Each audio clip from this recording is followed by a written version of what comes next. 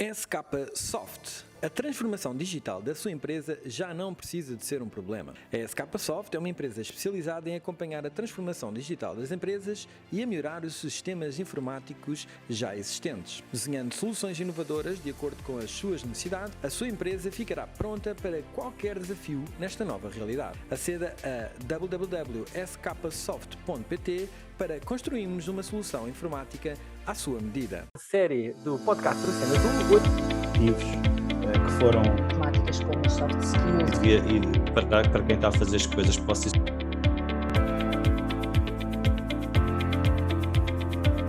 Sejam bem-vindos ao podcast do Cena Azul para mais um episódio da série focada na área da educação. Como sempre, temos o privilégio de contar com a Filipa Luz, da Nova Business School, Joaquim Miranda, da Run Code School e Pedro Amaral, do Instituto Superior Técnico. Antes de começarmos, fazer aqui o alerta normal: todas as opiniões transmitidas são pessoais e não devem ser consideradas como posições oficiais das instituições nas quais trabalhamos.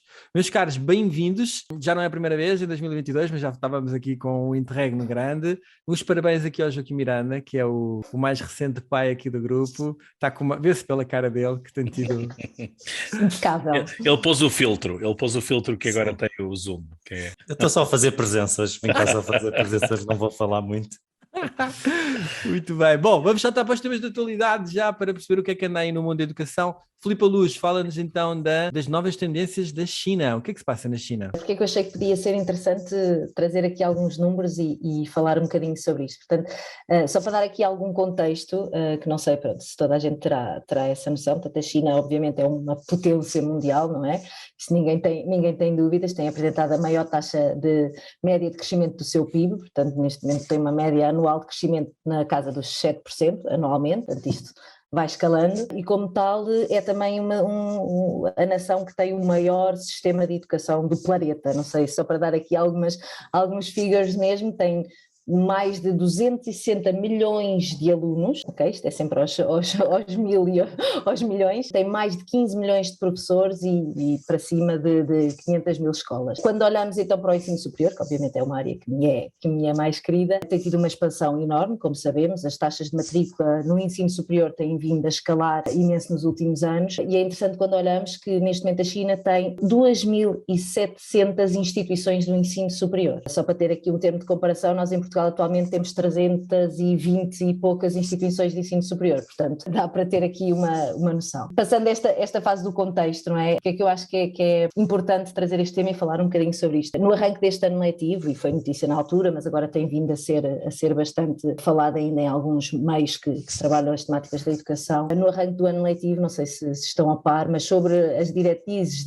do Ministério da Educação, houve um novo conteúdo que foi adicionado aos programas escolares, aos programas das escolas, estamos a falar desde a creche até ao ensino superior, que é um conteúdo muito específico, que é o pensamento de Xi Jinping, não é? Portanto, é ali a doutrina do sistema obrigatório para todos os ciclos de ensino, desde os 3 anos até ao ensino superior, e portanto aqui com aquele argumento do que temos que plantar nos corações dos nossos jovens estas sementes de amor ao partido, não é? Estes discursos. E porque é que isto soou aqui um bocadinho red alert, não é? Numa altura em que estamos a viver o que estamos a viver, não é? E que se calhar há uns tempos atrás achávamos que não ia ser possível, não é? Mas estamos aqui a viver uma guerra e uma possibilidade de uma terceira guerra. Vamos ver o que é que o futuro nos reserva. Isto é no mínimo uma constatação desconfortável, não é? Como é que chegamos a pleno 2021-22 e temos obviamente um regime ditatorial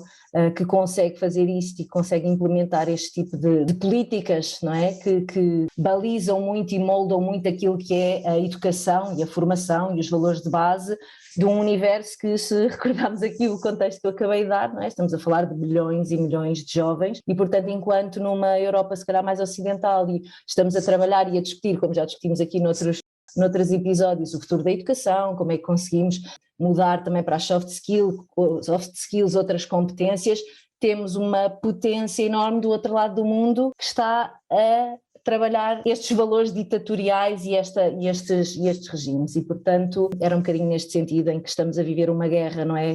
Imposta por uma outra ditadura e que obviamente terá consequências muito, muito fortes também nos jovens e nas crianças neste momento que estão privadas, não é? De qualquer tipo de de educação e de acederem à escola e o que seja. Temos também outro regime ditatorial, segunda maior potência mundial, que neste momento tem este poder e está a trabalhar estas crianças neste sentido, não é? Portanto, nós falamos em gerações do futuro, gerações de esperança, gerações de propósito, não é? Andamos SDGs e do outro lado do mundo estamos com esta realidade e, portanto, era um bocadinho trazer aqui esta dura realidade, mas que existe e, portanto, é preciso trazê-la para pensarmos sobre isso. Os números são gigantes, não é? É uma dimensão. É uma escala, não tem. É uma escala. É brutal. Eu não tenho os números desta parte que vou dizer, mas acho que é interessante também, em termos geopolíticos, analisarmos e reforçando isto que a Filipa está a dizer. Nós aqui no Ocidente também estamos em termos de uma bolha de informação, que a informação também é um tema que se calhar devemos levar num dos próximos podcasts. Ou seja, cada vez nós mais temos a informação que recebemos só de um lado e parcial, e isto também faz com que o mundo esteja a dividir, porque se nós virmos, nós parece que está toda a gente, somos todos da Ucrânia e é tudo contra a Rússia, etc. Mas se nós fizermos se olharmos para o mundo como um todo, se virmos a parte da Rússia, a seguir vemos também a China, o Brasil, a Índia, a Turquia, a Coreia do Norte, a África tem grande parte dos países também pró-russos, ou seja, se virmos em termos, se calhar, dos 7 bilhões de pessoas que existem, isto não é tão linear que estamos todos pela Ucrânia, que isto é uma coisa totalmente de acordo. Parece porque nós recebemos uma corrente de informação de acordo com os nossos gostos e meios de comunicação para a Ucrânia. Mas isto está muito longe de ser uma realidade mundial, que estes são os valores corretos para o nosso futuro. Claro, realidade. Este tema está, de facto, está muito quente. Não é? Não nos podemos esquecer também, e por outro lado, que na China, ao nível do ensino, há uma liberdade também para ensinar em certas áreas de investigação. E isso que não existe cá. Portanto, não existe. Nós estamos proibidos, por isso simplesmente, de trabalhar algumas áreas, porque tem a ver com as questões de propriedade, dos RGPDs, desta questão toda relacionada com a proteção de dados, com a proteção de imagem, com a proteção de uma série de coisas. Das políticas europeias. Não é? Das políticas europeias. Portanto, ou seja, também existe um constrangimento a estas políticas, que no fundo, isto é giro avaliarmos a palavra liberdade aplicada a uma coisa que parece ditatorial e até não é? Mas é a liberdade, não é? E isso está a acelerar o ensino e o desenvolvimento na China de uma forma que não tem par. As realidades, de facto, são muito relativas, não é? Portanto, nós vivemos o que nós temos aqui porque nós somos europeus e estamos envolvidos numa bolha, não é? Como diz o Joaquim, e bem, não é? Estamos envolvidos numa bolha que consumimos aquilo que consideramos que é mais óbvio. Porque também reagimos à questão económica, não é? Portanto, reagimos sempre à questão daqueles que nos pagam e àqueles que a quem devemos lealdade, dever, enfim. Realmente, não podíamos estar a viver um tempo mais desafiante, não é? Aliás, em ritmo acelerado, não é? E em ritmo acelerado. E depois ainda mais esse processo, não é? Portanto, nós, na realidade, reparem, não estivemos a fazer este podcast durante quase 2 meses e em 2 meses disputou uma guerra, começámos, quer dizer, isto é... A inflação disparou. O dinamismo que isto tem... Loucura. É de tal maneira que a realidade de hoje é mentira da manhã, ou quer que seja. De tal maneira que até acabou o Covid, quase, a gente já nem sabe falar. Da maneira que até acabou o Covid, não é? Joaquim, por decreto. Por decreto. Joaquim, neste aceleramento do mundo, traz-nos aqui também 2 novas realidades em termos de educação. Fala-nos aí do e-learning e da aprendizagem móvel versus humanização. Este aqui é mais um tema para pormos aqui a pensamento e quase a debate, porque acho que quando nós temos aqui saltos tecnológicos que mudam tanto um setor, é importante também vermos o reverso da medalha para não caminharmos só com um lado. Ou seja, numa altura em que investimos tanto em inteligência artificial, em aprendizagem adaptativa, em gamificação, em aprendizagem que está disponível 24 horas por dia, também no telemóvel, etc. Nós estamos cada vez a tornar a aprendizagem mais científica e com métricas mais apuradas, que quase nem às vezes o jovem que está a aprender, ou mesmo até o professor, chega a um momento em que percebe porque é que cada exercício está a ir para cada jovem, etc., porque o próprio sistema se melhora e fica cada vez mais eficaz. Este é um lado. Por outro lado, nós damos cada vez mais importância à identidade individual do ser humano, que cada um é único, que devemos respeitar os seus timings de aprendizagem, de onde é que vem, do respeito pela diferença, etc. E aqui eu acho que a minha visão sobre isto é que devemos cada vez mais também investir aqui nas soft skills, ou seja, à medida que que há este desenvolvimento científico no e-learning e na aprendizagem móvel, também devemos humanizar os processos nos percursos digitais, em personalização das experiências, isto tanto para os jovens que estão a aprender, como para os professores que estão neste ecossistema e mesmo as outras empresas e instituições que os rodeiam. Ou seja, como é que nós conseguimos contrabalançar este desenvolvimento tecnológico na educação que é exponencial, não é? Em que quase às vezes os jovens estão a aprender já por reação automática, porque as métricas e os algoritmos estão todos feitos para encontrar esse ponto de equilíbrio, mas ao mesmo lado eles não são quase este avanço científico não leva quase a uma robotização de os jovens numa fase em que ainda estão numa fase em que devem estar a experimentar coisas, em que estão a construir a parte cerebral de jovens adultos na sua relação com os outros, etc. Como é que equilibramos aqui estes dois aspectos? Deixa ideal para o tema que o Pedro quis falar, que é a questão dos professores apoiados por robôs e os parques inteligentes das crianças. Pedro, em complemento àquilo que o Joaquim disse... Não podíamos estar mais em sequência. Portanto, também tivemos semanas a combinar isto. Também é verdade, não é? Também tivemos. Demorou bastante tempo, até deu para ficares com um filho cá fora. Sim. Não, eu ia cometer o erro de dizer que até deu para fazer um filho, mas não deu. Também não exageremos. Não foi assim tanto.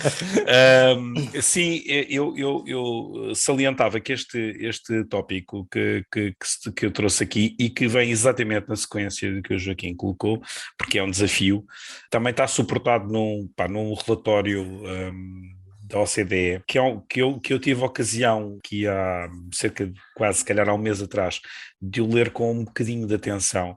Ele fala, de uma forma resumida, fala em 4 cenários, digamos, possíveis para o futuro, vamos dizer assim, das pistas do futuro da educação. Fala numa lógica que é chamada prolongamento da escola, portanto a capacidade de nós irmos ter, digamos, coisas que se ensinam para além dos horários flexíveis, toda uma lógica de realidade em que nós aprendemos de vários sítios e, portanto, o adulto pode não estar presente, pode estar presente, enfim, temos esta realidade muito, muito de prolongamento.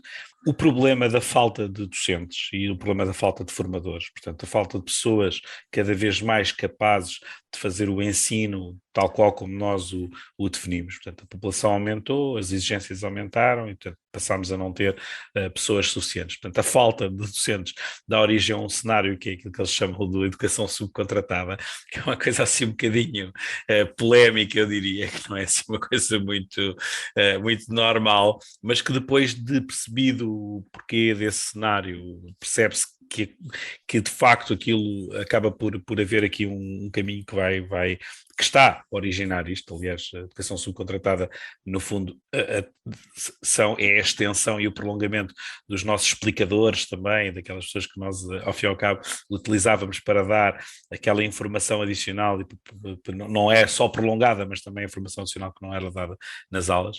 Depois os espaços de aprendizagem, e o chamado aprender à medida que se avança, o learn as you go, e essas duas coisas, os espaços de aprendizagem, os learning hubs e o learning as you go, de facto entram com toda a componente da tecnologia em cima, começam a entrar com toda a robotização, com a aprendizagem automática, que perguntas é que a gente deixa, que desafios é que colocamos aos alunos, e isso, todas estas pistas, não é, que são colocadas por um caminho da educação até 2040, é assim que é definido, são fascinantes por um lado, porque nós obviamente olhamos para isto numa lógica, e agora será que isto vai mudar assim tão radicalmente? Quer dizer, não mudámos nada, não é? Nos últimos 100 anos, a nossa escola, já falámos disto aqui, não é? A nossa escola é o que era há 100 anos ou 200 atrás, etc. E agora, de repente, é que isto vai alterar tudo, de repente.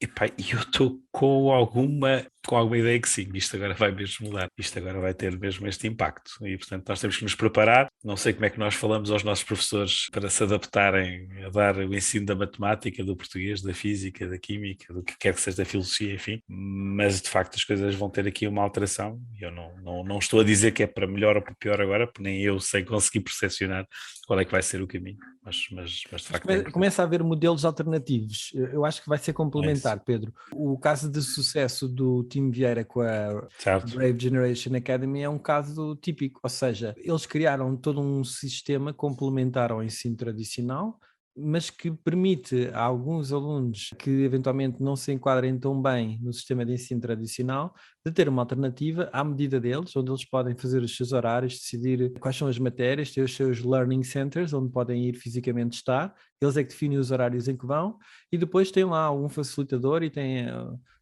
depois a parte tecnológica que os ajuda. Portanto, eu acredito que é mais do que uma transição total, vai ser o aparecimento de vários modelos complementares. Mas isso é uma transição total. Não, o que eu quero dizer é uma transição total. Eu estou Ou a dizer seja, que não mudamos todos ao mesmo tempo. Não, evidente, e nem sequer para os mesmos modelos, muito provavelmente, não é? Portanto, teremos aqui coisas diferentes, mas quer dizer, reparem só qual é que vai ser a significância, porque nós hoje estamos a assistir àquela transição onde o ranking, hoje, já há algum tempo, não é de agora, não é? Mas pronto, mas o ranking começa a ter uma importância absolutamente decisiva na vida da decisão do aluno e no nível educacional. Portanto, eu escolho uma escola como escolho basicamente um restaurante no TripAdvisor ou no Booking, não é? Quer dizer, começo a ter aqui, vou ver comentários, vou ver, quer dizer, isto é assim, não é? A minha filha foi há pouco tempo à Futurália, não é? Está-se a preparar para entrar na faculdade.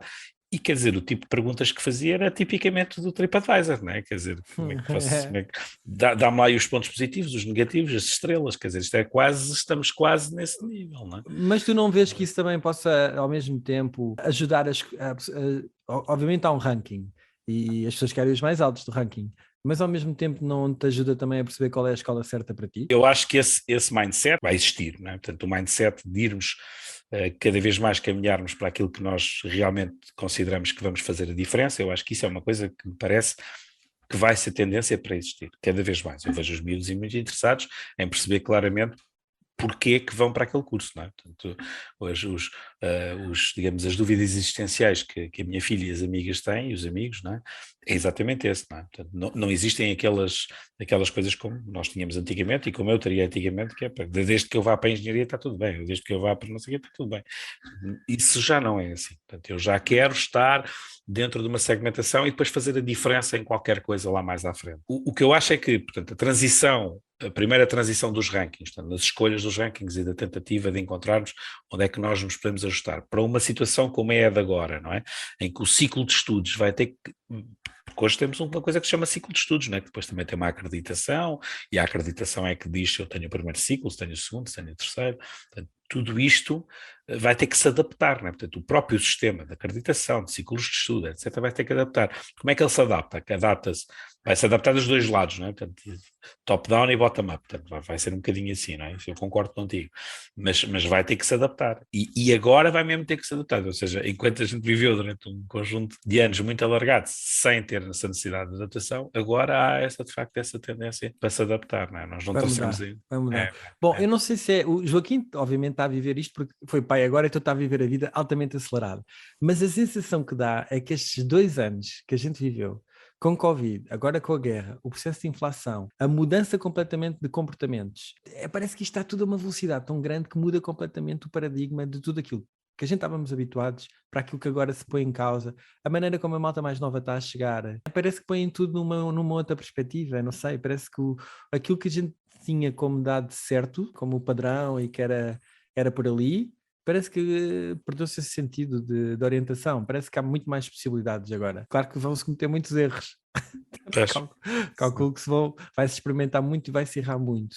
Mas daqui também podem ser coisas boas, não é? Uma coisa é certa, e era o que o Pedro estava a dizer, a nível da educação, e já falámos nisso noutros episódios, de facto há mudanças que vão acontecer agora, precisamente com esta mudança que estás a dizer, João, não é? De paradigma, com tudo, de facto agora tudo aquilo que tínhamos como certo, ou não é? Aquilo que tínhamos como framework, claro que ajustável, mas que tínhamos, muito rapidamente implodiu, não é? E a educação vai de facto ter aqui diferenças grandes num prazo que se calhar não esperávamos que fosse tão curto, mas que vai mesmo ter que se adaptar e que acontecer. Em todos os níveis. Esta parte aqui tem sido muito interessante. Eu acho que esta questão, devemos estar mesmo no início, eu concordo totalmente com os três, de mudar os paradigmas em todos os níveis. O que acontece aqui é um bocadinho o problema também que o Pedro estava a dizer, que isto em princípio vai acontecer só primeiro ou em percursos alternativos ou a partir do ensino superior e para um pequeno nicho ou segmento de pessoas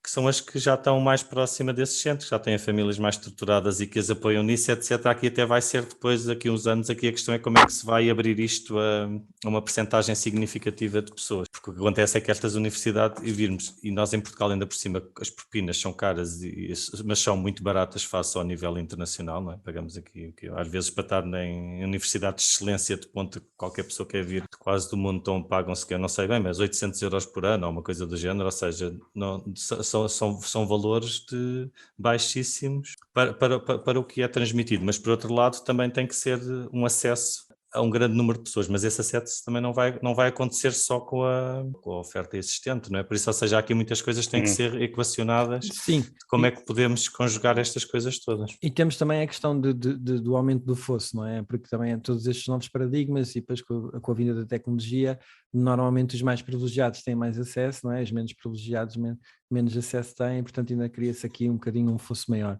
E se pensarem no que vem agora a seguir, depois a gente há de colocar isto noutro podcast do chamado Great Resign, não é? Que é aquilo que está a acontecer neste momento nos Estados Unidos e noutros países, e depois ainda vai ter outra repercussão, que é a repercussão da pessoa ter que ir procurar ela própria a sua educação e a sua formação ao longo da vida para se adaptar àquilo que é o seu próprio bem-estar. Portanto, existe aqui de facto mas isto falaremos disso noutra ocasião. Mas esse tópico que tu estás a falar é fundamental para a gente perceber duas coisas que vão acontecer. É esse paradigma de tu teres que te ir reajustando para também o teu... E é o outro paradigma de que à velocidade a que está a avançar, tu efetivamente já não podes achar que a tua formação que tiraste quando tinhas 20 e tal anos é suficiente. Tu tens de estar constantemente... Reskilling all the time. É impressionante. Portanto, é um mercado gigante para a área da educação. Vamos saltar aqui para os negócios e parcerias. Joaquim Miranda, Airbus. Então, este aqui o que eu quero trazer também é um exemplo positivo, porque eu acho que Lisboa em particular e Portugal em geral mudou muito nos últimos 8 ou 10 anos, ou seja, houve aquela crise que o pós-crise aproveitámos de um modo geral bem para a atração de investimento. Nem tudo é perfeito, como não é nada na vida, mas grosso modo nós se olharmos para o nosso país em 2009 ou 2010, em todos estes níveis de atração de empresas, de mudanças na educação, os nossos próprios recursos humanos, houve aqui uma tendência que se calhar só tinha tido um paralelo no início do Erasmus e que agora conseguimos outra vez dar aqui um fluxo e desta vez até parece que é mais estruturado e mais integrado. Por isso isto é apenas mais um exemplo e este aqui o que eu destaco é que vem para Lisboa então a operação mundial de processos e dados e de controle da Airbus.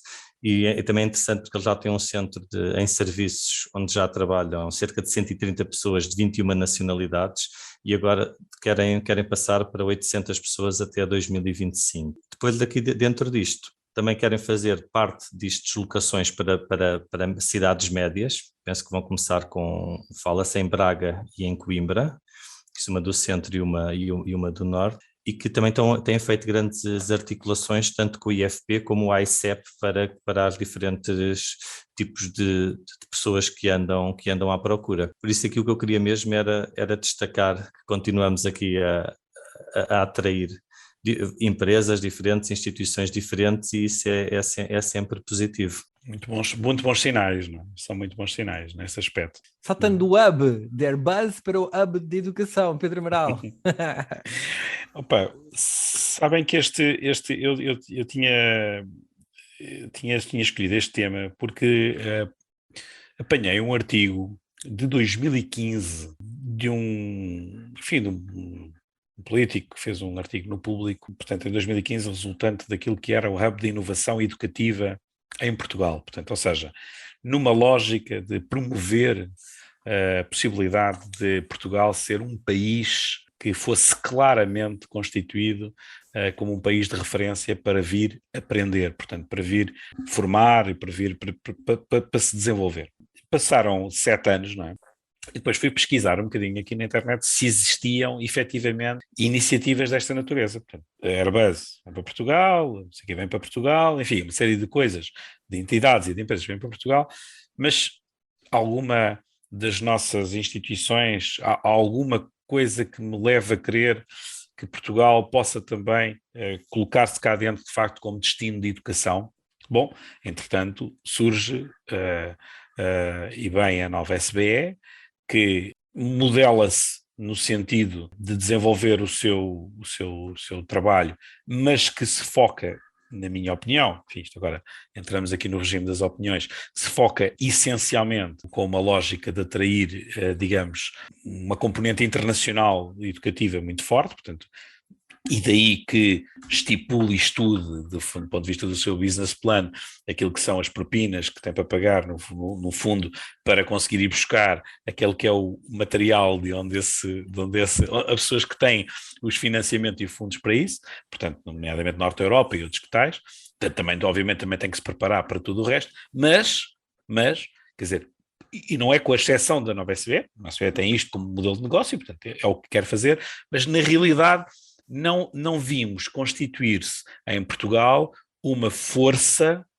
um movimento, um desenvolvimento estruturado para atrair para Portugal, assim como se fez com o turismo em particular, não é? Para atrair para Portugal, de facto, um sentido de come and educate, não é? Yourself from Portugal, não é? Em Portugal. E, portanto, como é que nós podemos, de facto, agora em 2022, e considerando que estamos mais abertos novamente, não é? Portanto, agora as fronteiras já abriram novamente, como é que nós conseguimos fazer com que este país à beira-mar plantado possa verdadeiramente transformar-se também num país de grande atratividade do ponto de vista de negócio, mas com vista à educação. Ou seja, temos cá as pessoas, temos cá os instrumentos, as tecnologias, temos o país, não é? Portanto, temos o tempo, o weather, temos toda esta componente. Será que nós conseguimos, de facto, criar condições para termos hubs de educação a partir de Portugal? E qual foi o meu espanto? Que vi que a única, de facto, notícia para isto tinha sido da London School of Economics, né, que escolheu Portugal para para o seu primeiro hub fora do país. Portanto, temos aí o primeiro exemplo, não é?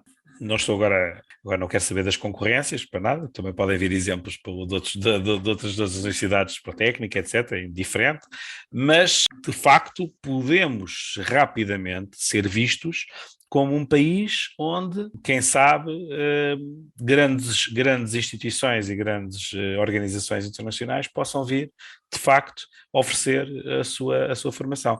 E daí até, agora vou ser mesmo provocador, daí até virem fazer uma proposta ao Instituto Superior Técnico para o comprarem e para o franchisarem do MIT, pá, se calhar é um saltinho. Estou a brincar, não vou, senão os meus colegas ainda ficam aqui muito zangados comigo com esta... Zangados, muito contentes se isso acontecesse. Claro. Eu só tenho aqui um comentário, só em tom provocatório também, que é: há vontade, há recursos, há pessoas, há tudo isso, Pedro, precisamos de vontade política. Certo. Mas pronto, se calhar não vamos entrar por aí. Não, podemos entrar, esse é... Vamos entrar sim, porque eu ia-te lançar a pergunta, exatamente, pela experiência que estão a ter na Nova. O Pedro deu este exemplo fantástico da London, que veio cá montar o seu app. Pronto, isso é um modelo, não é? Virem cá outros montar e pela brand deles, eles vão atrair pessoas para cá. Mas ok, isso seria um top-down, não é? Agora um bottom-up. O que é que nós podemos fazer, ou o que é que a Nova nos pode ensinar a fazer para que nós possamos nos posicionar? Porquê é que eles escolhem vir para Portugal estudar? Qual é a razão? No nosso caso específico, aquilo que nós encontramos é de facto uma proposta de valor que agrega muita coisa. Tem não é o primeiro, mas um dos fatores, como o Pedro referiu, é este fator país, não é? Portanto, o weather, a hospitalidade, a boa comida, a boa bebida, segurança sem dúvida, e nos alunos mais novos, para as famílias e para os pais, não é? Que para mandarem os alunos, os seus filhos estar para fora, têm que ter esse sentimento de segurança. Portanto, temos esta parte mais do life não é? Que influencia muito. E no nosso caso temos outros fatores igualmente ou mais importantes, que têm a ver com o rigor académico que eles reconhecem nas instituições de ensino superior.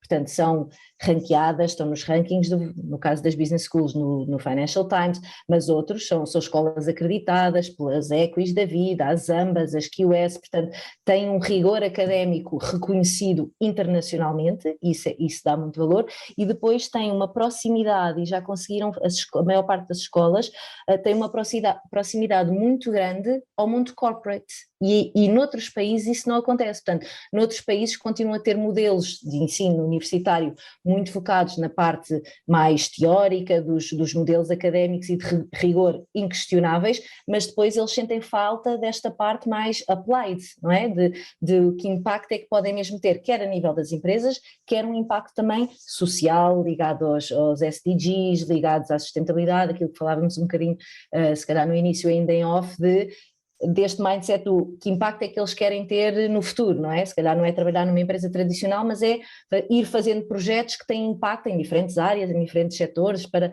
a sociedade as a whole. E eles encontram em Portugal, em algumas instituições, mas acho que estamos aqui bem representados, encontram esta trilogia de segurança, de uma parte social muito forte, e que obviamente nestas gerações influencia, mas depois ao mesmo tempo o rigor académico e a parte técnica que eles precisam, mas depois a outra parte mais, à falta de não ter mais humanista, que estas gerações já procuram, não é? E, portanto, onde é que eles podem fazer a diferença, como é que podem impactar, como é que podem trabalhar com as empresas para criar projetos que têm impacto, e isso tem sido, acho eu, a maior lição da experiência da nova SBE, tem sido essa.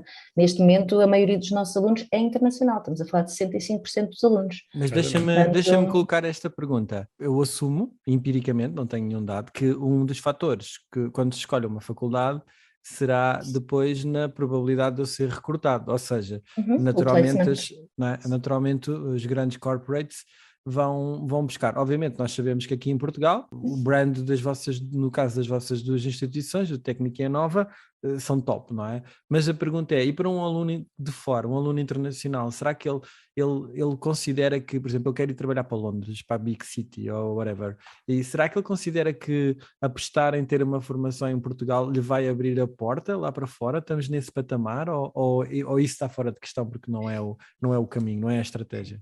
Eu posso dar a minha opinião muito, neste caso se calhar é muito enviesada, não é? E se calhar adapta-se mais a algumas business schools. Eu posso dizer que no caso da nova SBE, completamente, João, porque hoje em dia o nosso serviço de carreiras, obviamente que faz placement no mercado nacional, mas a maioria do placement é feito em mercado internacional e, portanto, nós neste momento já temos uma rede de alumni, uma rede de networking, de contactos que nos permite, e não será, mas posso depois partilhar números nesse sentido, em que nós temos por ano, não é, por intakes e nas maiores. Podes falar da City, podes falar, não é? Falaste um bocadinho nessa, quer ir para Londres, quer ir trabalhar para a banca, ou quer ir trabalhar, onde nós temos já um número considerável de portugueses ou de estrangeiros, a escola tem já esse track record. Nós podemos dizer, isso já tem sido público, não é? A nova SBE tem sido um caso de estudo com os alunos alemães. 30% dos nossos alunos de mestrado são alemães neste momento e têm tendência a crescer. E, portanto, eles vêm da Alemanha, que tem em algumas escolas e mais escolas de economia e de gestão, tem uma... Eles querem aprender, nós somos o oposto dos alemães, eles querem aprender aqui a fazer as coisas também, de outra maneira. Mas não é? Onde eles têm um ensino que é muito mais teórico e muito mais ainda muito académico, e portanto eles reconhecem na nova SBE e em Portugal, não é só na nova SBE, portanto eles também vêm para outras escolas, reconhecem esse rigor que estava a dizer académico, mas depois esta parte de empreendedorismo, de inovação, de trabalhar estas temáticas que na Alemanha também tem, mas que aqui trabalha-se de outra maneira, não é? Temos outro fogo, não é? E reconhecem que, mesmo vindo estudar aqui com um diploma português, eles depois podem ou voltar para as empresas alemãs. A BMW, neste momento, tem cerca de 30 a entrar em cada ciclo de trainees que entram na BMW. Ok? Portanto, é um volume já bastante grande de graduados portugueses e internacionais, portanto, graduados da nova SBE, e portanto que eles reconhecem já que podem ter um placement, quer voltar para o país de origem, não é? Doméstico, ou para qualquer outro país. Olha, nós aqui estamos mesmo, isto é mesmo muito diferente, não é? Portanto, os mundos são mesmo muito diferentes em relação às universidades, digamos, mais técnicas ou mais tecnológicas ou mais científicas, mesmo muito diferentes. Portanto, não são realidades mesmo comparáveis. Portanto, nós aqui é um tema para deixarmos aí. Este era um tema que a gente podíamos, à volta deste tema, montar quase só um programa. Devíamos fazê-lo. E tentar montar aí um conjunto. Eu lancei isto como um bocadinho provocatório, né, do ponto de vista até do Hub de Educação em Portugal, mas eu considero neste momento que nós estamos num estágio onde é possível politicamente dizer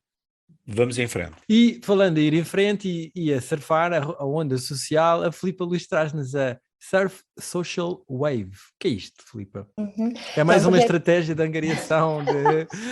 Não, também vive, mas neste caso a nova SB é uma parceria quase só de ter cedido o espaço, digamos assim. Isto é uma parceria entre a Câmara Municipal de Cascais e a sua divisão de empregabilidade, e criou este projeto neste sentido de promover aqui o desenvolvimento das competências para a empregabilidade e para os jovens a partir dos 18 anos que estão em situação de procura ainda ou do primeiro emprego ou em situação de desemprego, portanto que entretanto tiveram algum azar e que não conseguem.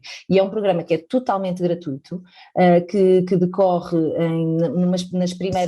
a primeira parte do programa são 5 semanas, onde este grupo de jovens tem acesso a um programa extenso e com várias vertentes que passa obviamente pelo surf, pela meditação, pelo yoga, e portanto há aqui algumas questões de well-being, bem-estar, portanto todas estas questões, mas onde tem acesso a um coaching individual, portanto para cada um, normalmente são grupos de 30 por cada edição, tem coaching individual, tem coaching em grupo, portanto para também dinâmicas de equipa e de grupo, e tem mesmo ações de capacitação mais técnicas, essas que são dadas connosco então em parceria de espaço, como em áreas como economia, finanças, comunicação e marketing, como procurar ativamente emprego, gestão, planeamento de projetos e algumas vertentes de empreendedorismo. E quando acabam estas 5 semanas, durante estas 5 semanas com este coaching e com estes módulos, digamos assim, de competências, eles são chamados a desenhar aquele que é o seu projeto de emprego ou de novo emprego, não é, neste caso, mas a ir pensando o que é que eles de facto, o que é que faria sentido para eles.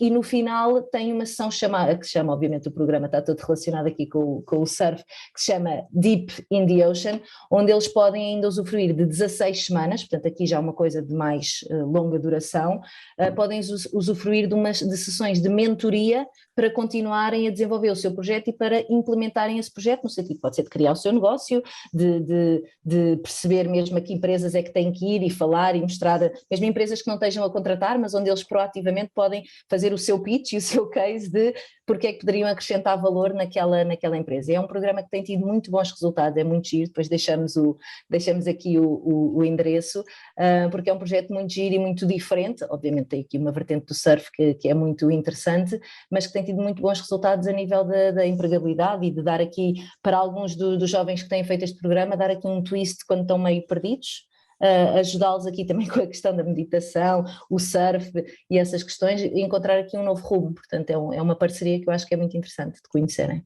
Parabéns, excelente iniciativa. Vamos saltar para a última ronda de temas. Começamos com um dos temas mais falados aqui, que é o facto de não há doutores nas grandes empresas. Pedro Amaral.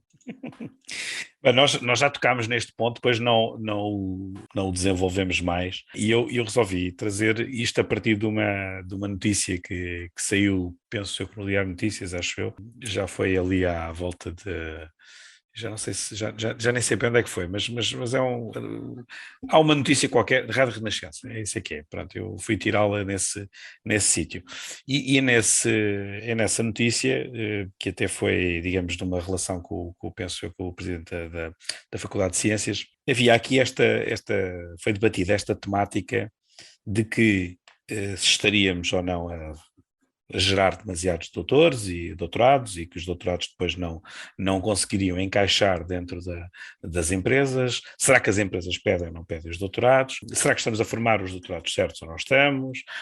Portanto, havia aqui esta temática toda em volta dos doutorados. Então, com base nisto, dentro daquilo que foi uma estratégia também montada já há alguns anos, especificamente aqui com o técnico, e agora também um bocadinho na Universidade de Lisboa, e também muito parecida com outras que existem noutras universidades, foi desenvolvido aqui um trabalho para, no fundo, promover e dar a capacidade de promoção daquelas que são as competências acrescidas com que os doutorados, ou com que quem entra no terceiro ciclo, né, isto para os menos entendidos é o terceiro ciclo de estudos, possa vir a ter no mercado de trabalho. E por que razão é que as grandes empresas, efetivamente, e digo isto porque o número de doutorados em pequenas empresas, spin-offs e pequenas startups, etc., vai crescendo, né? Porque naturalmente as ideias que surgem desses doutoramentos, etc., geram normalmente aqui nesta dinâmica do empreendedorismo, geram novas empresas, mas por que razão é que então não se aproveitam esse valor, esse capital de conhecimento e de competências para que as novas empresas possam recrutar? E a primeira conclusão a que chegámos não foi propriamente dito o problema. Portanto, existe um problema que seria o problema do dinheiro, não é? Portanto, ou seja, eu como doutorado quero ganhar mais do que, porque andei a estudar mais tempo, quero ganhar mais do que ganharia se eu tivesse apenas um mestrado ou uma licenciatura, mas por curiosidade, não é o dinheiro o principal fator que aqui aparece, é a capacidade de a liberdade e a capacidade de, com alguma autonomia, poder desenvolver determinadas áreas ou poder fazer, digamos, mudanças nessas empresas. E as empresas, nomeadamente as grandes, quer dizer, não é que não tenham gosto em que não se faça alterações e que se façam mudanças, mas são máquinas muito grandes de trabalho, não é? Portanto, eu diria que são um bocadinho a Ford, não é? Do início do século XX, não é? Portanto, aquilo quer-se produtivo, não é? Sejam empresas de consultoria, tecnologia, de produção, o que for, não é? Quer-se produtivo e, portanto, no fundo não há grande espaço para fazer grandes coisas, não é? Que não sejam em projetos muito concretos que algumas pessoas têm a sorte de entrar. Portanto, há aqui um tema complexo para as grandes empresas, que é, eu de facto posso encontrar um doutorado para trabalhar comigo quando tenho um problema específico e quero resolvê-lo. Um doutorado também cresce do ponto de vista de que ele tem uma skill muito importante, que é o problem solving, mas às 2x3 eu não posso ter só problem solvers na minha entidade. Eu tenho que ter os tipos que, no fundo, trabalham os assuntos de forma standard e regular. E, portanto, isto faz-me, a mim, pensar que vamos ter aqui com um futuro próximo, eu diria, também uma divisão ou uma alteração do paradigma do doutorado. Portanto, vamos ter que ter, de facto, um doutorado muito mais industrial related, muito mais treinado para resolver assuntos mais rapidamente, saber técnicas mais rapidamente, ensinar outros mais rapidamente, leadership mais rapidamente, e vamos ter um research-oriented doutorado, PhD, não é? Para, no fundo, ir buscar coisas que não são tangíveis a qualquer um, que eu possa, de facto, dar um passo muito mais rápido do que daria se eu tivesse uma pessoa que não tem esta experiência. E depois, no meio disto tudo, existirão aqueles que conseguem fazer ambas as coisas, não é? E nomeadamente aqueles que com o seu doutoramento conseguem fazer uma coisa que para muitas empresas é importante, que são as redes, não é? Portanto, o problem solver normalmente é bom problem solver quando consegue também ter uma boa rede para conseguir resolver problemas de várias vertentes, não é? Portanto, se for só para computer science ou material science ou mechanical, o que é que seja, eu sou especialista, mas normalmente os problemas são muito mais multidisciplinares e, portanto, também existe este que está aqui no meio. Pronto, este está aqui no meio naturalmente dá sempre o salto mais rapidamente que os outros. Portanto, existe aqui uma necessidade, efetivamente eu diria que existe uma necessidade, porque vai existir cada vez mais esta necessidade de acrescentar camadas sobre camadas sobre camadas de conhecimento. Portanto, naturalmente, as pessoas e os alunos, eu tenho aqui um certo receio que os alunos passem para o terceiro ciclo um bocadinho porque no fundo querem aprender mais, querem continuar na escola, querem continuar neste processo de aprendizagem, porque estão confortáveis em casa,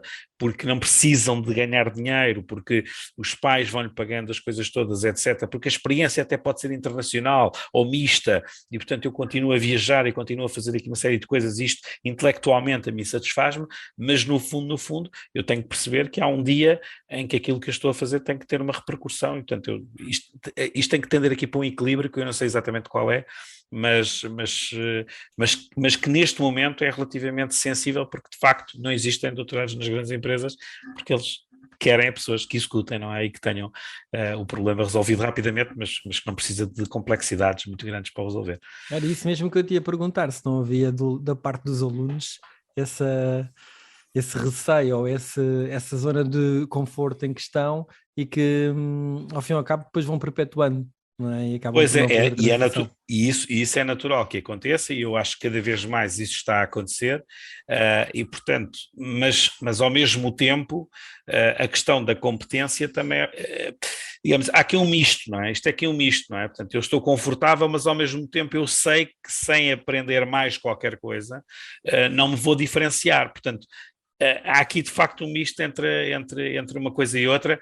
A minha única, digamos, a preocupação aqui que foi refletida por parte aqui neste pequeno artigo que foi colocado, é uma reflexão pura e simplesmente, eu vou dizer que é uma reflexão pura e simplesmente factual, não é? Portanto, não existem muitos doutorados em empresas, portanto, não existem, e estão a ser formados cada vez mais doutorados, portanto, há que perceber onde é que está Para onde é que eles vão? Onde é que está? Onde é que eles vão? Posso acrescentar aqui uma coisa, Pedro, se calhar dar aqui um insight também à discussão, que é provocatório, mas para pensarmos sobre isso, que se calhar não há doutores nas empresas, porque as empresas não precisam desses doutores in-house, quando podem trabalhar com instituições de ensino superior, que têm centros de investigação, knowledge centers, o que tu quiseres chamar, não é? Cada um de nós terá as suas nomenclaturas, mas onde já há modelos em que as próprias empresas, cada vez mais próximo das instituições de ensino superior, das faculdades e destes centros de investigação,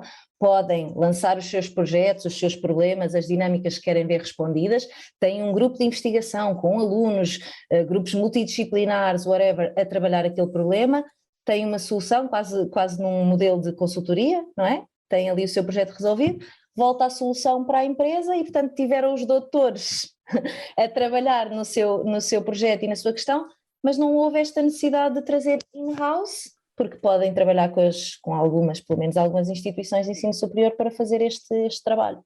Ora bem, isso é excelente. O Joaquim o Joaquim vai já bater aqui nisto, de certeza, e eu acho que sim. Eu tenho aqui mais um ponto para acrescentar em relação a isso. Força, Joaquim.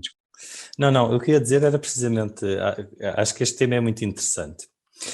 E o que eu vou dizer a ti, e acho que isto aqui não é um problema, como é complexo e que tem aqui, toda a gente contribui um bocadinho para isto. Primeiro, ou seja, nós olhamos para as nossas empresas em Portugal, não é? 99% de micronegócios e PMEs e mesmo as grandes, não temos aqui grandes setores de empresas que estejam capitalizadas e que tenham um projeto de longo prazo em que saibam onde investir de uma forma sistemática. E se virmos aqui em termos de diferenciação, em termos de conhecimento, podemos olhar para a Bial, para a Science4U, para mais 4 ou 5, mas se virmos as grandes empresas que temos cá, olhamos para o nosso PSI20, que não deve ter 20 empresas há alguns 10 anos, mas para além de que não existem 20 com capacidade para lá estar, ou seja, isso vimos são todas que vieram da esfera de coisas que foram do Estado ou distribuidores de alimentos e etc. Ou seja, nós não temos aqui também uma grande massa em termos de tecido económico que tenha projetos estruturados para o fazer. Por isso, quando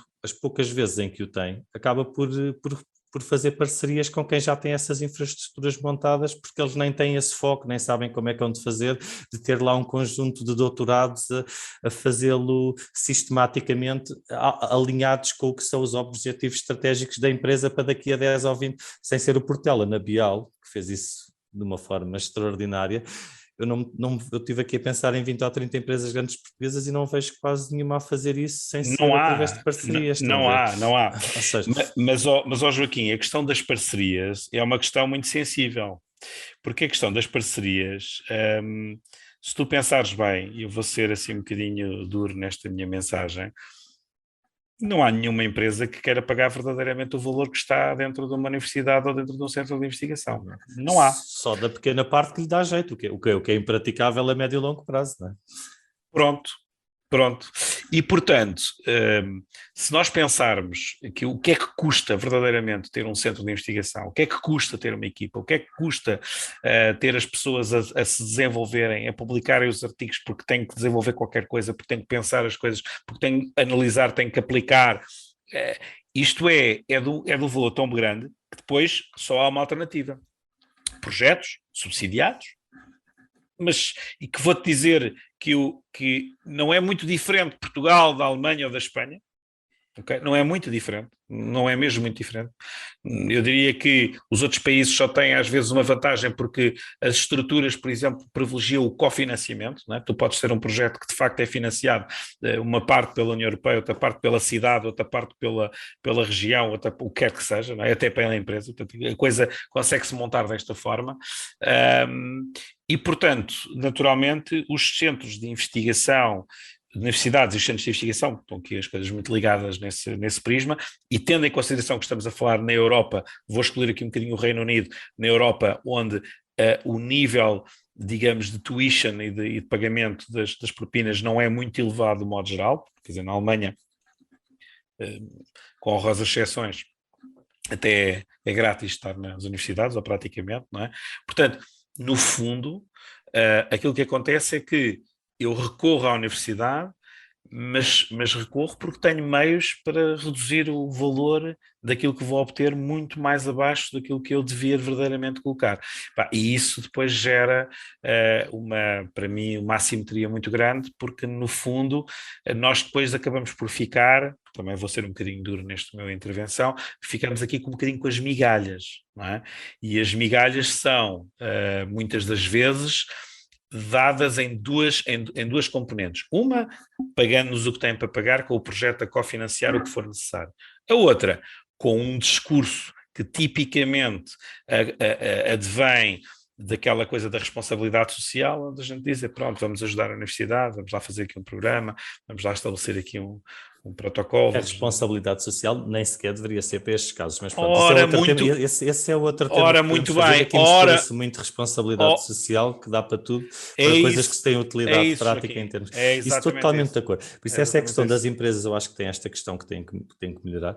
Em termos da parte dos doutorados e quem acompanha esses processos, dos poucos que eu conheci, eu acho que lhes falta um bocadinho de uma componente económica ou financeira, de perceber o rácio do que estão a fazer, que impacto é que pode ter e de canalizarem os projetos também para essa área, que aí é que também é mais fácil explicar a uma empresa, principalmente uma que não tenha um histórico de investimento científico, também não as veja demonstrar isto de uma forma muito simples. Ou seja, como é que este projeto, com estes 3 doutorados, com estes assistentes, com isto, que impacto é que pode vir a ter na melhoria deste produto face ao mercado, na diferenciação, no conhecimento integrado, enquanto valores... Mas tu não precisas ter só doutorados na componente de inovação, tu podes ter doutorados na componente de produção, na componente de monitorização, uma série de componentes. Se calhar a minha frase não foi mais feliz, mas era no sentido que tem que aportar valor, que o valor não tem que ser só nessa área, mas na área em que estejam tem que criar uma diferenciação que aporte um valor e que isso seja mais ou menos explicável de uma forma simples. Quando é percepcionado das empresas é do lado ao contrário, que são aqueles teóricos que vêm para aqui para aplicar isto, ainda depois ninguém percebe bem qual é que é a verdade. Ou seja, acho que também aqui do lado da academia tem que se explicar isto de uma forma um bocadinho mais simples, em que é que aporta e até com dados concretos. Havemos trazer este tema para aqui, eu hei de trazer por causa de uma entrevista que foi dada pela Presidente da ANIA agora há muito pouco tempo, da Agência Nacional de Inovação, em que ela explicou de uma forma que eu acho que é particularmente feliz, o tema de como é que os doutorados devem transitar de um sítio para o outro, não é? E portanto o tema é muito simples. Nós temos os doutorados a serem formados dentro de uma universidade.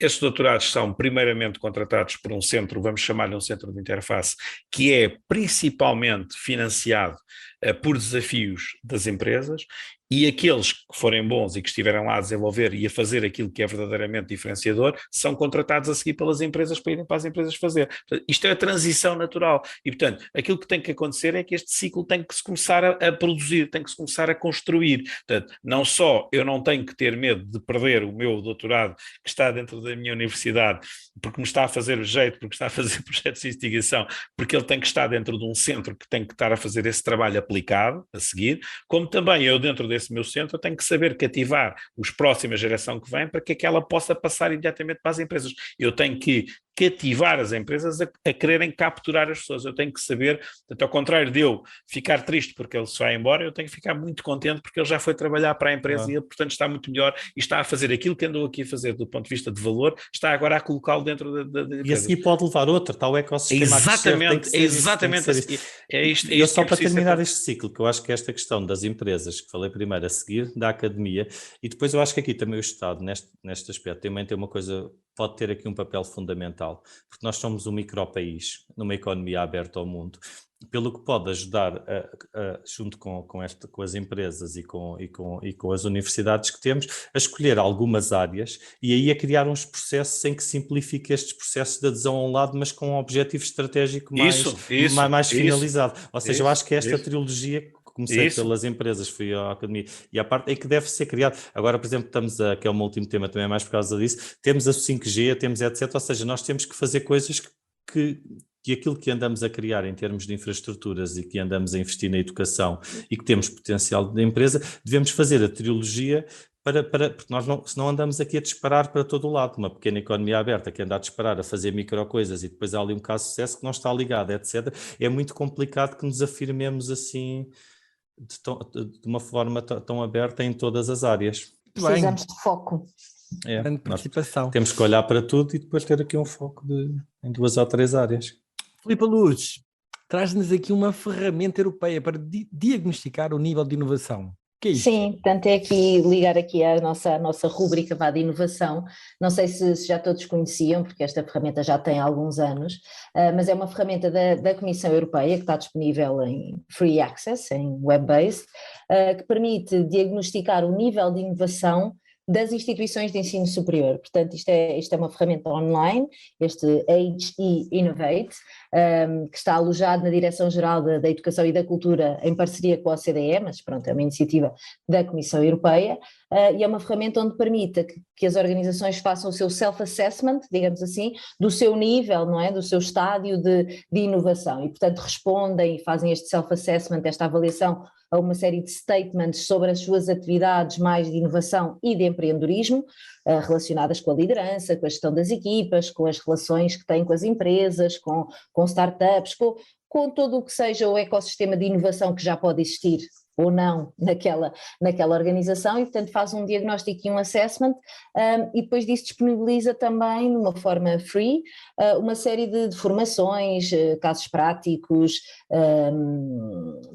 materiais de leitura, workshops também, webinars, que permitem às instituições fazer essas formações, ir trabalhando ideias, discutindo casos e irem melhorando também ou apostando naquele que é o seu desenvolvimento em termos de inovação, e portanto é uma ótima ferramenta, completamente free, para algumas organizações que ainda não têm ou que ainda não começaram essa senda da inovação, poderem fazer um primeiro diagnóstico, ter um self-assessment, perceber o que é que já têm, onde é que não têm, onde é que estão os gaps, ter alguma formação ali muito, muito prática e muito bem feita, vale a pena depois ir explorar, muito bem feita, e tem muito, muito material, como digo, não é uma ferramenta nova, mas que permite dar aqui alguns saltos em termos de às vezes, dos básicos da inovação, e portanto acho que interessa partilhar.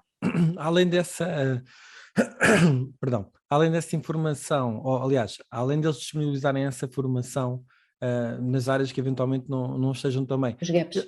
Exato, eles também dão estratégias para crescimento e desenvolvimento. Eles não fazem customização total, não é? Isto é uma ferramenta que tem aqui tem um assessment de alguns guidelines e com statements muito, muito transversais e feitos, não é? De uma forma quase homogénea para qualquer organização, e portanto não vão a essa customização tão funda, mas dependendo do nível em que a organização esteja, claro que para organizações que já estão muito avançadas naquilo que é a sua journey de inovação, isso se calhar não fará tanto sentido, mas para outras que estão a começar ou que têm este desejo de começar, como não é uma formação tão customizada, mas dá ali umas bases muito boas de início, pode ser uma boa solução.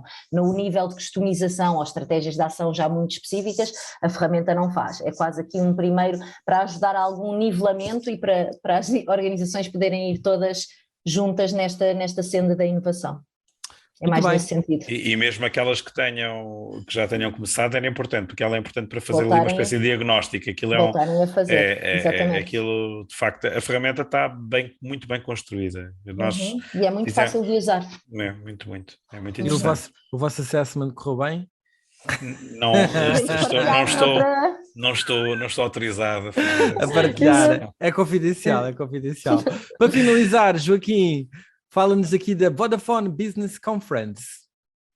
Aqui, para terminar, e mais até para fazer publicidade aqui à Vodafone, é aqui para dar aqui um exemplo que, por acaso, aqui os temas... Que agora tem estado aqui num modo complicado, não é? Portanto, a gente tem que ajudar a Vodafone agora. Claro, a regularizar. Mas também podiam ver isto como uma oportunidade para pôr lá mais doutorados, para estas coisas não acontecerem de uma forma tão fácil e tão Eles agora, eles são nossos parceiros, portanto, a gente pode falar deles à vontade. Não, eu estava aqui é por uma questão também positiva, e estou aqui a dar uma no cravo, outra na ferradura, que comecei a falar da humanização e agora termino aqui a falar do desenvolvimento tecnológico e da realidade virtual, etc. Mas aqui o que eu acho é que há uma oportunidade, acho que o tema foi muito bem escolhido, porque é que e principalmente para esta conjuntura. Nós estamos aqui a falar que agora em Portugal finalmente temos o 5G a começar a estar funcional, não é? Ou muito próximo disso. Estamos numa pós-pandemia, temos aqui uma oportunidade de PRR e temos aqui algumas áreas em que já temos know-how prontas para atingirem outra dimensão. Eu acho que estas coisas deviam ser interligadas. Isto está um bocadinho ligado com o que estávamos a falar anteriormente, com a questão dos doutores, mas em Portugal acho que há muita dificuldade em fazermos clusters a médio e longo prazo de áreas diferentes e de aproveitarmos conjunturas para isso, porque demoramos tanto tempo a decidir que, entretanto, a questão já foi, depois há outro ciclo político e volta-se atrás nas questões, e acho que agora há aqui uma oportunidade aqui nestas áreas de tecnologias imersivas, de alargamento de sentidos, porque isso nós estamos a ter cada vez mais capacidade de atrair empresas, instituições, modelos alternativos, e aqui o PRR, o pós-pandemia, o 5G e a nossa forma de conseguir atrair talento e seria também uma oportunidade de o manter. Devíamos aqui apostar nesta área da realidade estendida, da realidade aumentada, virtual, mista, etc. Porque o PRR é uma oportunidade para isso, porque agora que temos todas as características, e nós próprios já dissemos aqui como é que era possível, 5G, tão atrasado, etc. Mas também agora que ele veio, que vai ser feito esse investimento todo, convém que esteja alguma consequência, porque senão começamos a olhar para setores específicos para isso. É como aquela, tipo, a minha mãe também não sei o que, quer ter sempre a internet toda lá em casa e não sei o que, depois não sabe mexer sequer no telemóvel, mas ela gosta sempre de ter aqueles pacotes todos com tudo, que é para quando nós lá vamos uma vez de mês em mês, ter lá aquilo tudo. E para que não sejamos assim, convinha que tivéssemos aqui alguma consequência no que andamos aqui a instalar. Joaquim, só para te dar essa nota, eu hoje estou assim, vou estar particularmente crítico nas minhas ações, nas minhas intervenções, mas na realidade Portugal, mais uma vez, tem excelentes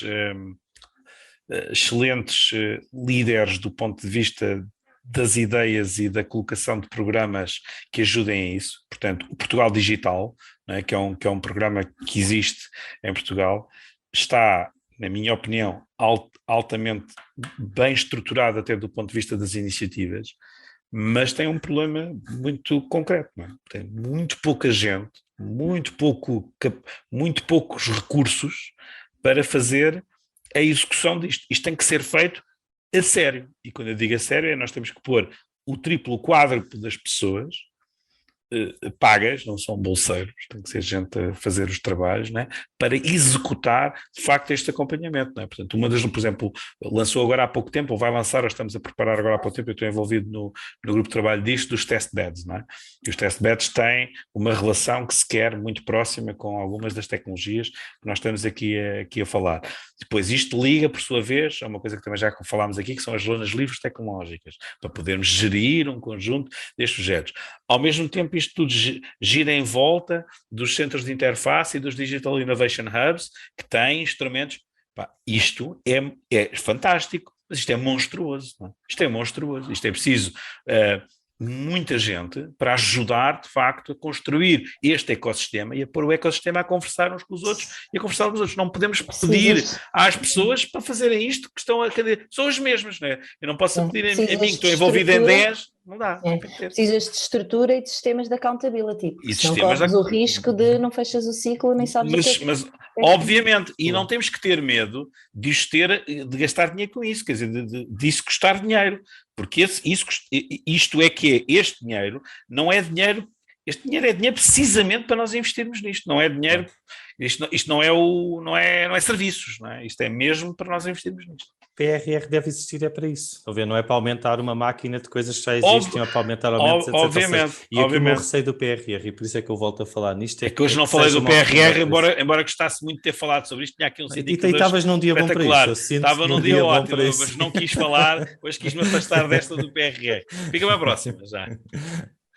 Mas eu estou-me a rir porque eu estive a falar, eu estive reunido com o Pedro quando estivemos a analisar as zonas livres tecnológicas e aquilo tinha todo um organograma de funções, não era? E tu quando começas a perceber a quantidade de gente que é necessária te envolveres para fazer aquilo acontecer, e alguém tem que pagar, não é? Quer dizer, não podes pedir às pessoas. E não são pessoas em part-time de outros projetos que estão a fazer, tem que ser equipas dedicadas, não é? Claro. E mesmo para conseguires angariar pessoas para isso, tens que dar um plano de estabilidade de carreira, não é agora, e daqui a 6 meses não sabes o que é que há, e depois, ou seja, tem que ser um bocado um projeto de vida se queres ir buscar pessoas com pés e cabeça para que consigam fazer isso acontecer, não é? Senão...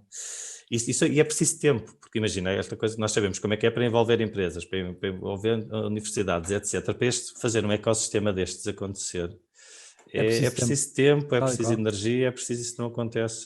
Depois a seguir perguntam-nos se nós temos escala para isso e nós, como pensámos tudo muito pequenino e muito em Portugal só e muito não sei quantos, não acabamos por não ter. Isto depois tem que ter este alargamento, aquilo que nós já aqui falámos, não é? Claro. Sim.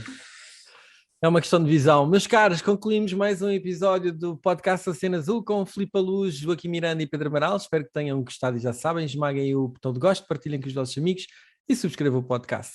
Obrigado por terem assistido e até ao próximo episódio. Fiquem bem.